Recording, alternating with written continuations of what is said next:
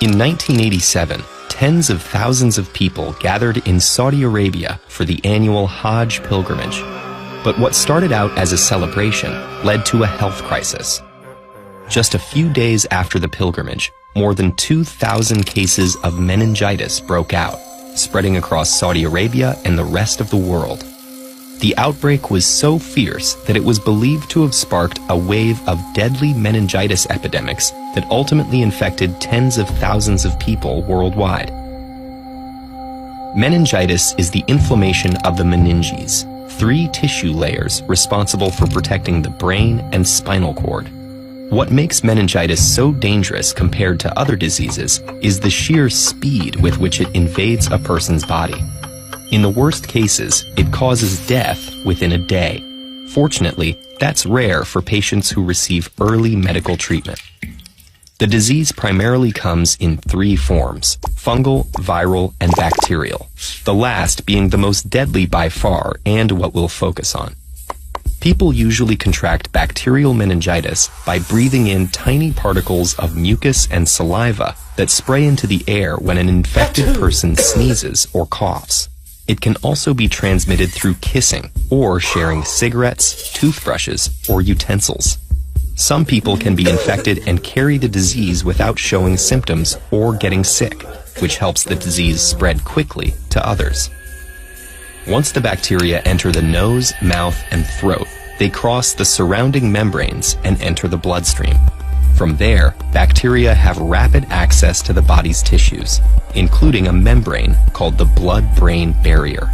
This is made of a tight mesh of cells which separate blood vessels from the brain and block everything except for a specific set of particles, including water molecules and some gases. But in ways that scientists are still trying to understand, meningitis bacteria can trick the barrier into letting them through. Inside the brain, the bacteria swiftly infect the meninges. This triggers inflammation as the body's immune response kicks into overdrive, bringing on fever and intense headaches.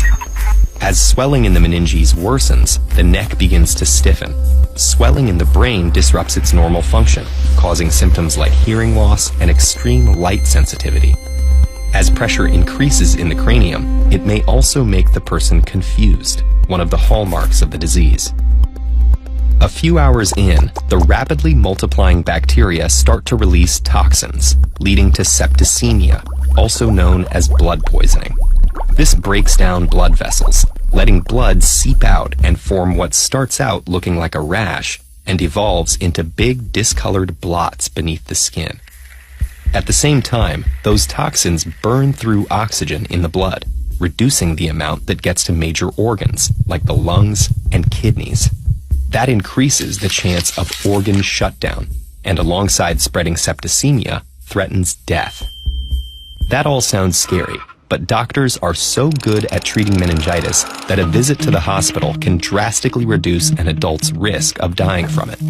The longer it's left untreated, though, the more likely it will lead to lasting damage. If declining oxygen levels cause cell death in extreme parts of the body, like fingers, toes, arms, and legs, the risk of amputation goes up. And if bacterial toxins accumulate in the brain and trigger cell death, meningitis could also cause long-term brain damage and memory loss. So fast treatment, or better yet, prevention, is critical. That's why most countries have vaccines that defend against the disease in its deadliest forms. Those are usually given to the people who are most at risk, like young children, people with weak immune systems, or people who gather in large groups where an outbreak of meningitis could potentially happen.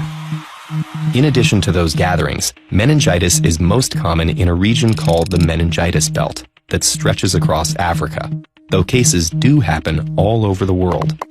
If you're concerned that you or someone you know may have meningitis, get to the doctor as soon as possible. Quick action could save your life. Find out more about how vaccines save lives by watching this video.